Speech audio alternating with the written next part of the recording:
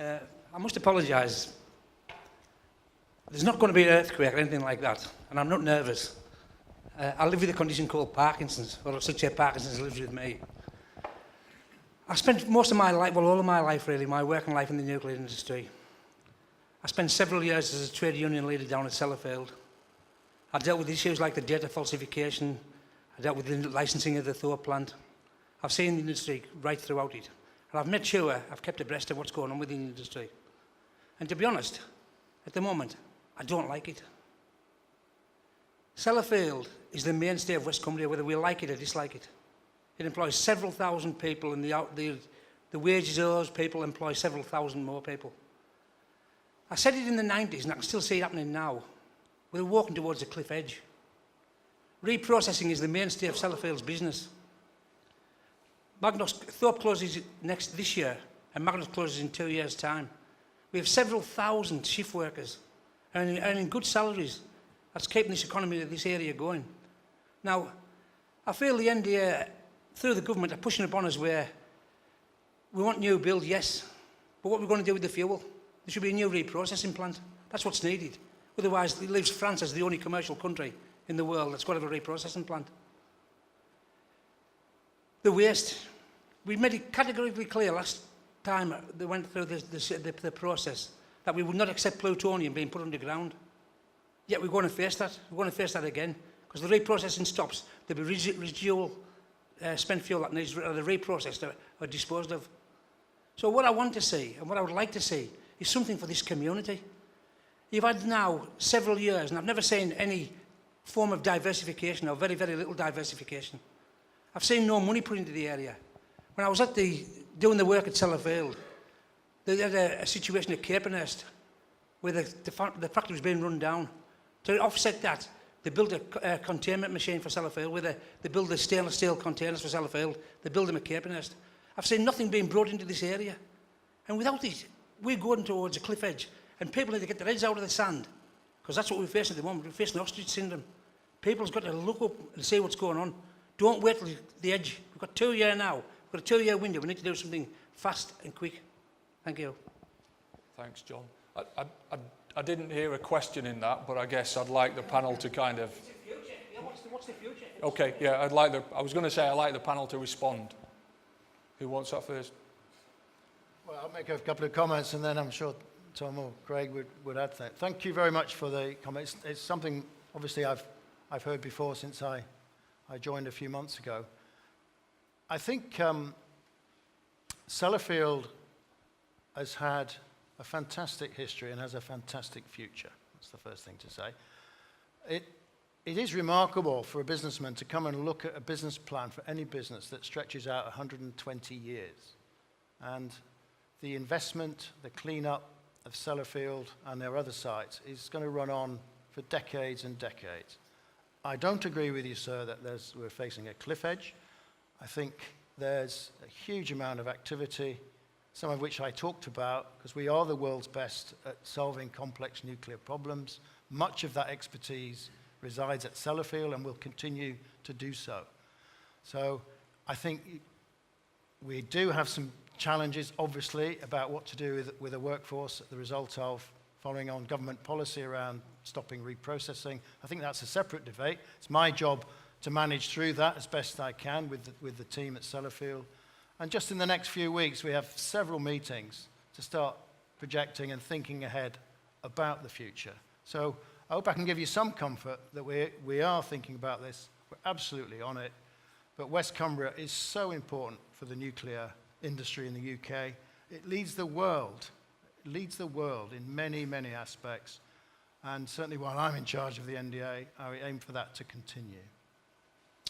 Craig, do you want to give a pulse of view? Simply to mention for completeness, obviously, the Moorside project is part of this mix as well. It's not, it doesn't directly answer your question about the short-term closures you were talking about, but Moorside is going to be a very important part of the mix here. And it's also fair to say that in terms of regional policy and in terms of the nuclear industry, the government has a very strong view about where the hubs of activity should be. and there is clearly a hub here. It's the centre of the Northwest hub, but that hub goes wider than just Cumbria as well, and there's lots of activity in some other areas. I mentioned Camel Lairs as another opportunity. So I take your point about particularly about local dynamics and workforce and salaries and all the things that go with it, but there is a wider issue around, you know, the size of the Northwest hub and also whether or not there's going to be a significant new build project up there. So there are some other factors in there as well. Okay, thanks. I'd Tom? just like to underline and emphasise the points David made about Sellafield having a continuing role and presence for quite a few years to come. It's been, I haven't spent anything like as long as you in the nuclear industry, but it seems to me very clear and self-evident that Sellafield has a lot of work still to complete. Some of that work is, if you like, winding up some of its past activities, like reprocessing. But there will still be every reason why Sellafield should be the centre for fuel management, not necessarily fuel reprocessing, but fuel management for a long time to come with the existing fleet of AGR reactors and the new build programme that's coming on, and many other sources of technical expertise and know-how. I don't see Sellafield, like David, I don't agree with you that Sellafield's facing a cliff edge. But I just, cheekily, I wonder whether we have, Paul, we might have a colleague in the audience who can add a little bit on this. Jamie, this is a bit unfair, but I wonder if you could give us a Sellafield perspective. Well, absolutely. John, I think you speak on behalf of an awful lot of people who've got those anxieties right throughout the community. There's no two ways about that. But I think it is a fact that there isn't a cliff edge. I think we've known that reprocessing is going to be coming to the end by 2020. Plans are in train with which to deal with that. Some of that's going to require significant change to the SL business. A lot of that clearly is going to affect the community, I think, in positive ways. I spent the last 12 years on the other side of the fence, as it were. And I've changed my job, but I haven't changed my mind, and that is that economically the best days of this community lie ahead of it. Now, that's going to require some significant change.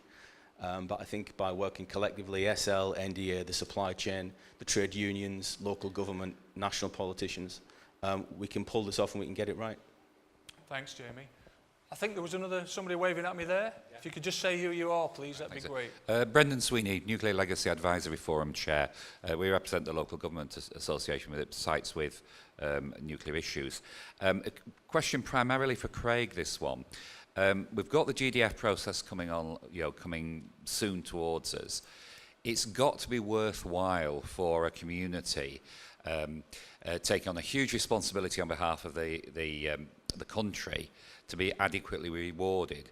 It was clear on the West Cumbria process that one of the issues was a lack of trust of the Treasury, and you've got a Treasury background. How are we going to get communities to have confidence that they will get adequate reward for taking on something that, with the best will in the world, will be regarded negatively in other parts of the country? I mean, the low-level waste repository, the fact we no longer call it DRIG is just an example of that. It's got to be worthwhile for communities to come forward. At the moment, I just don't see, our members just don't see that there is that sort of certainty coming out as to it. And what's your views on how we get the Treasury to be in the room and genuinely signing up for a 100-year commitment? Yeah.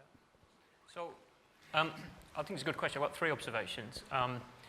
The first is, partly because I spent 5 years at the Treasury in different jobs, I don't trust the buggers either. And I've been on, and I am being polite, and I've been on the other side of the table in many negotiations where the common theme is how do we get a long-term commitment that transcends more than one spending review? That's the classic argument. And the Treasury are, rightly on taxpayers' behalf, caught up in a debate between long-term value for money and affordability. So I understand the context, but I agree. That's the central question. How do we get certainty for all infrastructure projects? How do we get certainty for long-term investment, whether it's railways or nuclear or whatever? That's the first point. The second point is a bit of a challenge to you, and to other people in local communities. And I'll put this as delicately as I can, but for every reasoned argument for how to share, shall we say, the socio-economic benefits, I've seen lots of arguments which are simply a handout. I say this not exclusively to nuclear. I worked in the Valuation Office Agency for 3 years. We did a lot of work around Section 106 agreements. We worked on behalf of local authorities, in fact, to make sure that developers built the right proportion of social housing when they brought forward propositions. I had surveyors who took their bids apart brick by brick to prove they could have 30 or 40% social housing in the mix. But the way in which you put that forward, I think, really matters. And there's a business case inside government for doing something like the GDF or another infrastructure project. And I think there's a way in which you put forward your bid there to think about, and not just construct it as a what's in it for us, we put our hands out, but what part of that wider business case can we help achieve and give the UK world-class facilities around it. And some of that, I think, for those projects is the quality of the jobs that someone talked about before, the salaries that go with that, and the technology and the innovation that actually, if we get this right in this country, might be exportable and have export value around the world. So and I think the third part is, yes, let's be around the same table, but let's understand both sides of the argument, I think, and not just draw the battle lines in the way I think that you're right, they sometimes do get drawn. Okay, thanks, Craig. Just a lady in the second row there. Penny Ride from Barclay SSG. I appreciate that you want to improve the NDA and its way forward, but one very important thing you have missed completely is safety and security, and that's what local people, local communities and the wider public want. And please, when you're looking for simplifying the situation, please bear in mind you want to work with the regulators to make sure that the sites are safe and kept safe forever. Thank you. David? What was your name again? Penny Ride. Penny, thank you, Penny. Look, and I mentioned it maybe not loudly enough. Let me be absolutely clear. The number one priority for me, my team, and the 17,000 people who work in this estate is safety and security, day by day. I've put in place all sorts of new things. I now get to see reports of safety incidents within 24 hours. I'm insisting on a standardized reporting so we learn quickly. If there's a fall at Sellafield, that it's learnt about at Doonray within a day or two. And I'm unrelenting in my own passion for safety and security. And I've already seen what is a terrific culture across the whole estate. So I come at it from a position of optimism, but I also understand in safety and security you cannot rest. There's no such thing as any complacency. It's my number one priority, and it absolutely will be throughout my watch. Thank you for the question, Penny. Can I just add that that is true at our board level as well. We take safety and security very seriously. We have a range of non-executives with different experience from different industries, and they are all very experienced in safety and security and very focused on it. And you know, it's our job to hold David to account for what he's just said about the focus he puts on it, and we will exercise that vigorously. Craig, anything to add? Simply to add to that, I mean, I've sat with the board of the NDA. We have monthly meetings where we go through your performance figures. I've been on the board at the National Nuclear Laboratory, and we literally get told of every twisted ankle from every contractor involved in the process. And generally, I think the record is very, very good over millions of man-years of activity. It's a record most industries would be very proud of. But that's no reason to relax and take any less care. And we follow up on every whistleblower piece of information that we get. But we just want, as a general public, the reassurance that this is still your main focus. Absolutely. Well, you have that from me today, hopefully, and I will keep repeating it. Thanks, David. There's one on the second row there, Abby. Thank you. Hello. David Fleer, NDA Stakeholder Group, previous chair. I was delighted to hear David talk about safety. Safety is number one priority for us as a stakeholder group. Recently, we've just had a report from site telling us how the safety has improved, and in fact, in comparison with commercial activity, it's far better. My main question I wanted to ask was about competition. I was very involved in the competition for the Dounreay site and put a hell of a lot of interest and input into it to make sure it was suitable for our community. I wonder if you can give us some idea on the roadmap for sites, especially in view that the NDA has taken back Sellafield and is possibly going to be taking back the Magnox sites. How does that leave Dounreay as the only site with a commercial activity? David, I think that's one for you. Thank you for the question. Of course, Dennis's business at near Drigg, the LLWR, also has a similar model. There is no hard and fast rule here on how we want to oversee the sites. We want to have the most appropriate commercial contractual model that suits a particular site. At Sellafield, we, over 18 months ago now, decided to bring it more in-house as a subsidiary. It's been hugely successful. I think it's enabled us not only to save taxpayers money, but also to move ahead with the right strategic agenda, which sometimes is more difficult if there are other commercial considerations. As for Dounreay, we're focused with Phil. I know Phil's here somewhere. There he is. Welcome, Phil. On the issues that we face there, some very particularly complex site issues, particularly around some of the materials that are at Dounreay. I'm pleased to see the early signs of improved performance there. And I think as we reflect over the coming years on what the right future commercial structure may be for Dounreay, we will take that decision in due course. And right now, all the options are very much on the table. And we will do the right thing for Dounreay. Okay. Thanks, David. There's a lady in the blue and white shirt, if it is blue and white, in the middle. Sorry about this, Abby. You're getting all the exercise. Come on. Hi, I'm Nia Swan-Bowden from Gwynedd Council, and that's where Trawsfynydd is located. I had a point to make, a positive point actually, which is to say that we've always had a very good relationship with the NDA, particularly with regards to socioeconomics. And I think that is because it's based on really a realization that the technicalities of decommissioning a power station are not separate from your socio-economic remit. It's not two different things. And I think a lot of what we've understood going forward, and a lot of what NDA have understood from discussions with us, is that the actual, as I say, the technicalities of decommissioning and the timetable of decommissioning a power station has a massive impact on your contribution to the socio-economics going forward of a site. For example, we're looking now at continuous decommissioning, for example, to keep jobs on site for longer, making sites available, land on site available sooner for future reuse and so on.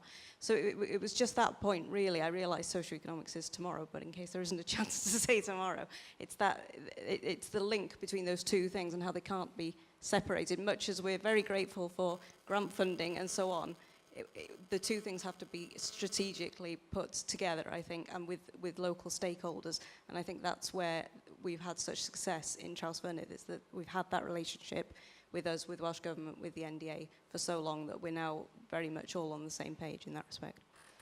Thank you for that. And let me just say again, if you haven't heard it loudly and clear enough yet from all three of us, without the consent and support of our communities, we will not be able to complete our mission. We run these very difficult projects with the consent and support of our communities, and thank you for that. Thanks, David. I think we've got one on the front row. Thank you. Marianne Fellows, Sizewell Stakeholder Group.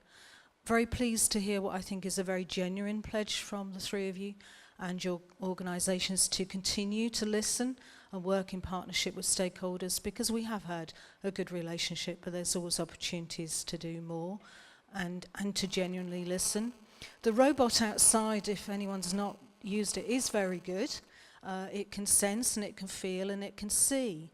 But it's pretending to listen and it can't, because it commented on what I was wearing and it could sense me touching it. But when I spoke to it, it's not understanding language.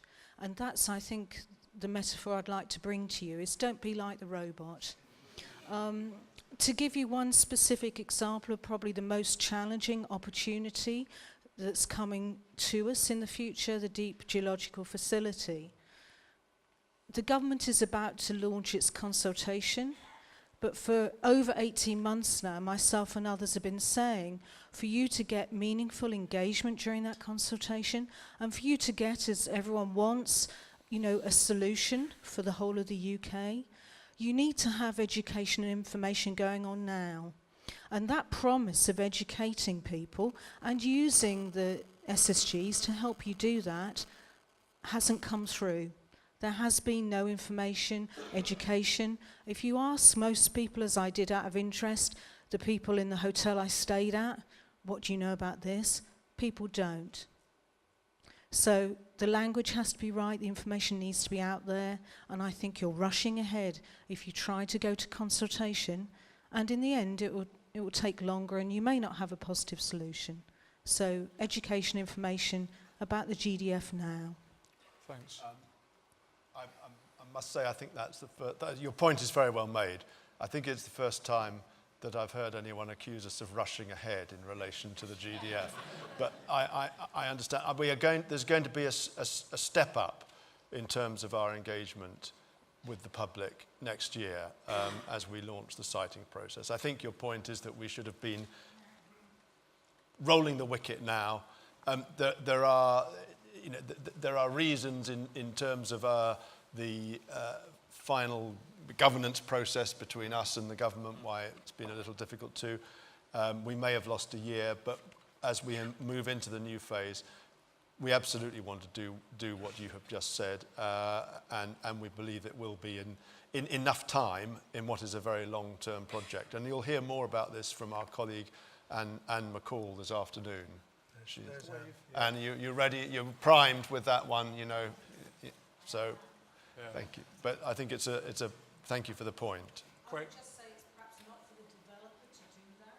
It should be a more general step back approach that does that with the community, and it could help across the whole of the nuclear issues, not just Okay, Craig, I was partly going to say, yes, that's something we can and should pick up in the later sessions, but it also reminds me of something I said earlier, which is it is part of this debate that we need to have and not be afraid of having the debate. There's just a tendency sometimes either not to have the debate because people want to keep their heads down until they feel they're fully prepared to have the debate rather than having it early. And secondly, dare I say, there is a tendency, understandably, but there is a tendency for the debate to become polarised far too quickly. And I think it's beholden on all of us to try and avoid those two things. Have the debate early and avoid polarisation too early. Thanks, Craig. Aled, you had a question? Thank you very much. Aled Morris-Jones, Chair of Wilfa SSG. Only one slight complaint. Considering we're in Cumbria, which is the land of the Welsh, the robot should really speak Welsh as well, shouldn't it? But the point I'd like to make, and your point is well made, the NDA has worked very successfully over the years with the communities around it, especially with socio-economic, to leave a lasting legacy. And we've got to take that into account as we move forward, because the Magnox announcement has left our communities, and more importantly, our workforce, thinking what is going on. And we're looking forward to hearing the clarity that will be hopefully announced in the next few days and weeks. But David, you mentioned going forward, the way ahead, but it's got to be about stability and clarity in the way forward. And as you start to move your message outwards, I would urge you to use the SSGs as part of that vehicle, because they do represent the communities around the various power stations. I am looking forward to both of you, the chair and the chief exec, meeting the chairs of the SSGs at your earliest convenience. But it's about getting the message out. It's got to be about stability and clarity. I think you could use this from a pub quiz action this day. Thank you. Any response from the panel? Yes, or thank you, Alan. And we've met and spoken a couple of times on this. For those of you not familiar with the 12 Magnox sites, with 2 years from now is when the current team that's running it, the contract that oversees that, will change. So we do have 2 years, but I absolutely take on board the challenge, Aled, to bring clarity, to work with you, with your colleagues on the SSG as we take this forward. And again, let's keep talking as we take this forward. Thank you. I'd just like to emphasize the way we look at all our sites is that they are run by enduring companies with assets, with a workforce, with a history, with a culture, and they are the licensed entities by the ONR. So they are not going, in our eyes, none of them is going anywhere. They are there until the job's done. The arrangements we put in place to ensure that they are as equipped and capable and motivated and enabled as possible to do the job well, don't have to be fixed. And I think we are proving that right now at Sellafield, which is no longer under a parent body organisation, but has a direct relationship with us. So we don't look at that in a doctrinaire way. We do think we have long-term entities here that we want to see this mission through, and I would sort of offer that as a kind of assurance and comfort to employees, local communities, that Magnox Limited in your area is not going anywhere. Anything to add, Craig? So simply to say, again, going back to the 2010 spending review settlement, I remember this debate because the NDA's preferred approach was to carry on with the two-site lead strategy on this with Trouse and Bradwell. And we had to make the case again there and then during that debate for that approach to carry on. And it's it's a good example of where we managed to transcend spending review periods and to make the case that actually this would pay for itself through the learning from accelerating those two sites, and it was the right thing to do in terms of the programme. The second observation is the other bit of this, of course, is not just helping address the uncertainty around the future of the contract, but also for the government now to be actively having a dialogue about what happens with those sites and those communities and those workforces after we move into the milestone care and maintenance and other stages. And there's at least one colleague here who I think has been through quite a lot of detailed discussions around the terms and conditions and some of the programmes for working out where we might be able to offer people redeployment, and also the government's wider sort of regional policy on skills. And those debates in the last 12 months have took place directly with the national trade union representatives at ministerial level about the future. So we've started that ball rolling as well. Thanks, Craig. Second row, Dan. David. Good afternoon. David Southard, Cumberland County Council. I'm the Cabinet Portfolio Holder for Economic Development, which includes property, tourism, and the whole nuclear industry. My good friend John Kane, in his first presentation this morning, didn't so much ask a question, but gave a synopsis of the situation as he sees it. And I support everything John said, my old friend. He's got his finger on the button still. I do know that Paul Foster and his team at Sellafield Limited are doing their very best to redeploy and retrain those members of the workforce who will be laid off as the two major processes come to an end in the next couple of years. The real challenge, though, beyond that, as well as maintaining the legacy work, which I spent 25 or 6 years myself there, in the SEP, as it was called, I think looking forward, the two big projects that will be beneficial for West Cumbria, north of England and the whole of the country really, are the GDF and the Moorside nuclear power station.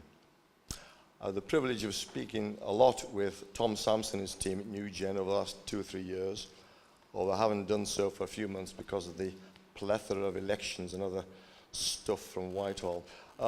But I know Tom faces great challenges as he looks forward to producing his response to the DCO Part 2.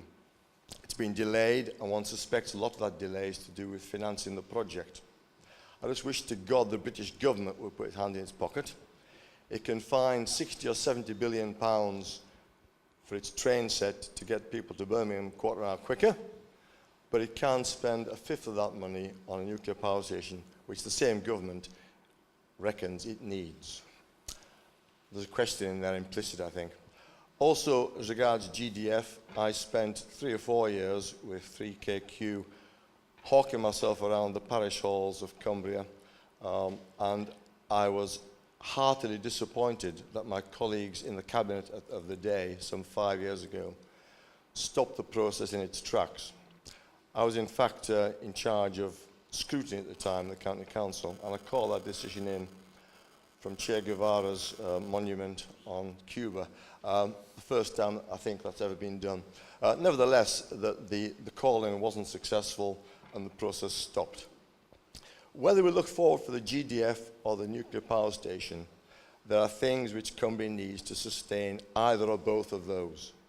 We need better infrastructure, better roads, better railway, better healthcare, proper accommodation for the workforces. Now I know we've heard from BEIS that Cumbria needs to offer something to government. By God, we want to offer it. Cumbria, if approached in the right way, will offer to accommodate the new power station, which we sorely need. It will probably, when the time comes, if the community is defined appropriately, and not vaguely as in the 2 current white papers, we'll probably be in a position to be persuaded to accommodate a GDF, but not without the proper response from government. And that is what is sorely lacking. I don't speak in that for the whole community, I can't. I haven't the power to do that, I wouldn't wish to do that. But I think if government came to talk to us properly and was willing to give as well as take back, there's opportunity, I think, both for a nuclear power station and for a GDF. I did turn back my ticket for the opening, which was going to be in 2040, but you know, I still remain hopeful that one day I will see the GDF opened and stuff go into it. As John said, not plutonium, for heaven's sake.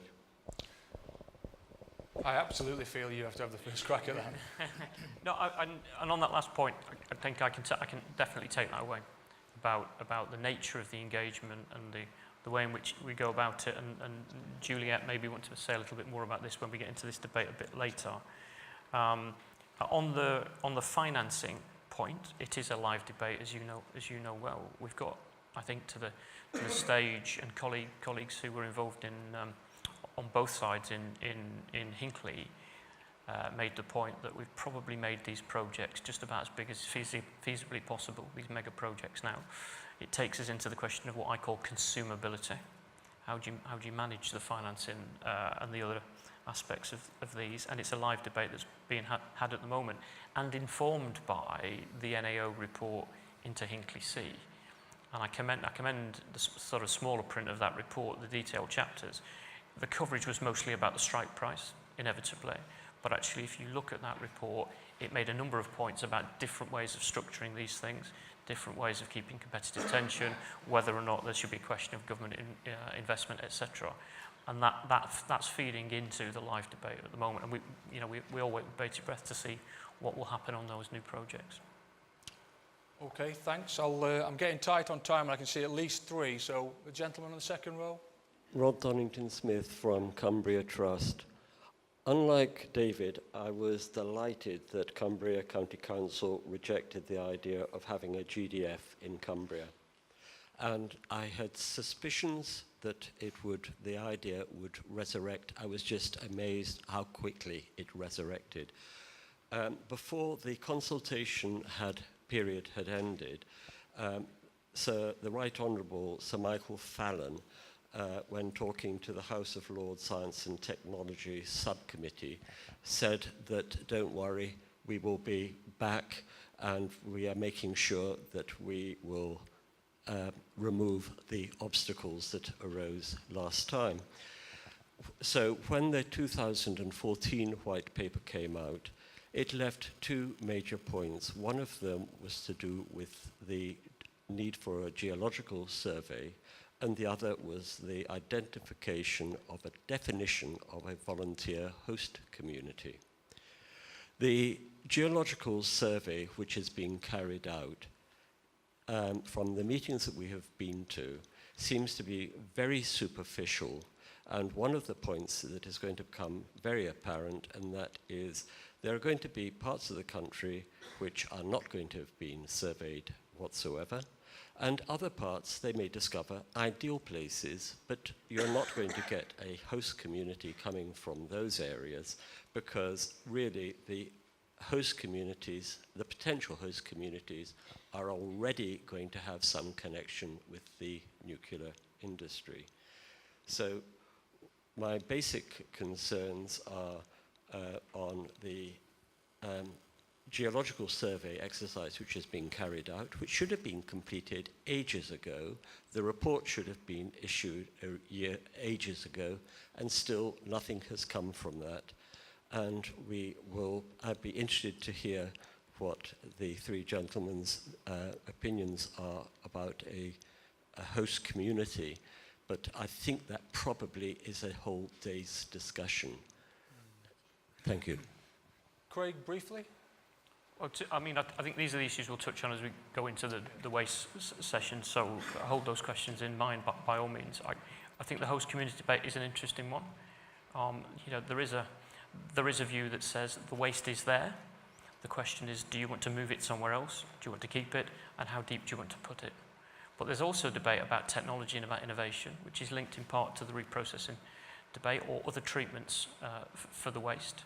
And I think we have to have both sides of those debate. Again, in terms of polarisation, it isn't helpful to have a debate where some parties simply want to rule out one option, but there isn't a debate on the other option. So we need to put on the table all of the options for this, including what can go underground if it's going to go underground, and also, whether there are other treatment areas here. And one of the debates I think I'm looking forward to is whether technology can help the UK not just deal with its own legacy, but whether or not there is again a service there which we might export to other parts of the world, because we're not the only people facing the same issue. Okay, thanks. We'll have to pick the pace up. I think we've got time for two more. There's the gentleman who's got the mic, and then I'll come to the chap who's been waiting very patiently. Thank you. Hello, my name's Steve Shostak. I work for the CX project in Chapel Cross, but I've worked for a while before then here in West Cumbria. And I want to pick up the theme about finding a voice, which I think is something Craig mentioned. Actually, I don't think the collective audience here has too many problems with a voice for the nuclear and the socio-economic sector. In my experience, those involved in socio-economic and the NDA themselves collaborate well, publicise their activity well, make strategic impact into local economies. And I think from my experience, the SSG works, certainly the one in Chapel Cross. I don't think the voice is the problem. I think being heard is the problem. And I'd like to pass the challenge back to the panel, because we can do our stuff locally in our communities, and I think we are doing generally excellent work. But ultimately, we're going to need champions at national level who are able to speak up, not just for the industry itself, but for the socio-economic activities that the industry is so excellent at. And I don't hear enough at national level about you guys probably waving the flag for those sorts of activities. Two examples. The recent document I've read on the inward investment strategy for the Northern Powerhouse, if you look at page 3, the map does not include Cumbria. Something's wrong with that. And there's 3 lines about nuclear, something wrong with that as well. If I'm not careful, the same thing could happen in the south of Scotland with the South of Scotland Enterprise Agency and the Borderland Initiative, where locally, of course, our colleagues with the NDA, with Magnox and Chapel Cross are talking up the fantastic investment opportunity Chapel Cross stands for the south of Scotland. But are we going to be heard? I really don't know. I think we need champions from your side of the audience. Okay, thanks. Panel, briefly. Absolutely accept the challenge. I hope to be in the vanguard of the flag waving. And it's worth saying that I take the point about the references to nuclear being thin in the areas you've talked about. But we're in the process of discussing with the sector's help that part of the industrial strategy that we're looking at the moment, and whether there's a nuclear sector deal to be had. And I think that will ideally remedy all of, both of those points. Anything else? Okay, my name's Dave Whitnell. I'm a full-time Unite convener looking after all the Magnox sites. David and Tom, you both mentioned trust and you mentioned openness. And you say that you're getting reports back from people working within these sites that they don't trust you. Well, the reason is because we really do not know what's going on. You talk about the court case. I mean, I've been in the industry for 35 years with the energy solutions and what happened there. We've now got a PBO of Cavendish Fluor. Cavendish Fluor now have actually now had to give up the contract. They've got 2 years to run. Now that 2 years is going to go really quickly. I'm really concerned that they're not going to be bothered with Magnox. They're looking forward for where they can get their shareholders and all their money. We've got people who are working within the Magnox sites are really concerned that we're going to have no leadership. Going forward from September 2019, what happens then? You're not going to run another competition, that's quite obvious. You haven't got the time, and after the debacle of the last one, I mean, it's just not going to happen. So you need to give us some confidence within that workforce of you really do have a handle of what's going on, because the workforce have just not got it. Sorry. Thank you. Okay, that's very, very blunt. Thank you. A lot of what you say is quite correct, but I would not accept that we face a situation where Cavendish Fluor will take their eye off the ball and lose interest in the job. And I'll ask David to say a little bit more about that. You are quite right, however, in saying we won't be running another competition on that scale. When we did the last one, that was looking ahead strategically. That was the last for some time of that size that we expected the NDA to do, and our resources were dispersed. So that's a reason why we're not going to do it. Another is the difficulty debacle, as you called it, probably a little bit unfair. We were on the wrong side of a very thorough legal judgment, but we made mistakes, and that is something that we're not going to take a risk on in running another big competition.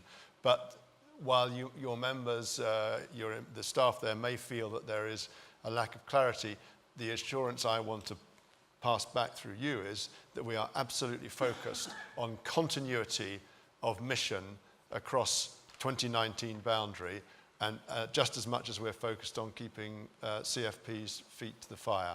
And while maybe you would like us to be saying more, but we will do that just as soon as we can, and we understand the concerns, which really are quite natural if you're working in that environment, and we take them on board. Do you want to just add a bit? Yes, David? and again, thanks for the feedback, and please keep talking to us. The first thing to say is the next 2 years of the run-off period with Cavendish Fluor, we have the most detailed set of milestones and objectives that are now contractually set in a legally binding document that I have seen for many a year. So I'm very confident Cavendish Fluor will deliver for us for the next couple of years. We're just waiting now for final sign-off in government, and there'll be more news on that hopefully in the next couple of weeks. We then have 2 years, and I do suggest that 2 years is sufficient time. We're not going to just sit on our hands, though, and wait to really plan for what next from October 19. A hell of a lot of work to do. I think we can do it all in 2 years. We've had teams now that have done similar approaches in different parts of the estate. And again, as I said earlier on, I'm personally committed to good communications across the site. There's nobody, for me, more important than the teams that are at our sites doing the great work. And I know Cavendish Fluor. I've met with their managing director, and I've met with the chief executive of the parent company of Cavendish. They are dedicated to doing a good job for the taxpayer and for the NDA. And actually, the incentive for them is to continue beyond 2019, because there's a hell of a lot of work to do on these 12 sites. And I know Cavendish would like to be part of that future, and I see no reason why they can't be. So it's not all stacked against us, and we'll keep talking and we'll keep moving forward. So thanks for the comments. Thanks, David. Final question, Trudy, before we wrap up. Thank you. I absolutely agree with what Stephen said earlier about the Northern Powerhouse just not realising Cumbria's potential. So I'm really pleased to be welcoming the Northern Powerhouse Minister here on Wednesday night so that Jake Berry himself can learn about the potential, the capability we already have in Copeland from 60 businesses. But I also do agree with David around the need for certainly road rail and digital investment. And with John to some extent, I think we should be concerned about the implications when thought ramps down. But most importantly, I agree with Jamie that the best days are ahead. You touched on small modular reactors and that potential. And I just wonder how we can progress that potential and whether any consideration has been given to molten salt reactors, which could deal with some of the challenges around plutonium that we have. Thanks, Trudy. Craig, I think that's definitely one for you. Sorry. So you recall that we launched an exercise to engage with everybody involved in the new technological areas. That got interrupted by political events.